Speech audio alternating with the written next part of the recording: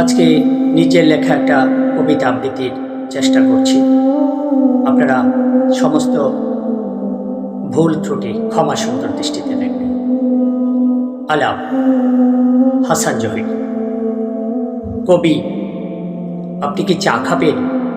সবে মাত্র কেটলি থেকে ঢালা ফুটন্ত চা।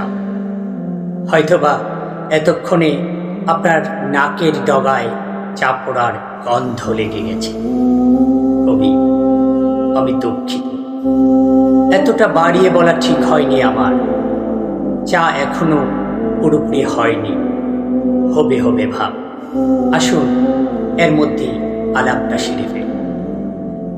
কাল রাত্রিতে কটা পর্যন্ত ছাদে ছিলেন? আকাশের কতগুলো তারা গুনতে পেরেছিলেন? সরি, ভুলে গিয়েছি আপনি তারা পছন্দ করেন না। আমি কিন্তু আপনার ঠিক উল্টো। জানেন, কাল 1000 খানেক গুনতে পেরেছি। জানি বিশ্বাস করবেন না, আপনার মতোই কেউ করেনি। এ শহরের কবি সাহিত্যিক থেকে শুরু করে চোরবাটপার পর্যন্ত সবাই আমাকে নিয়ে হাসাহাসি করে। কবি, আপনি কি বলতে পারেন সৃষ্টি আগে নাকি ধ্বংস? ঈশ্বরের রাগ বিরাগের স্থান কোথায়?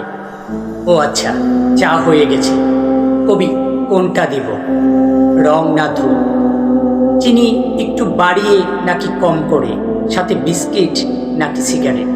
সরি, আপনি সিগারেট ধরাবেন না। এতে ক্যান্সার হতেও পারে, নাও হতে পারে।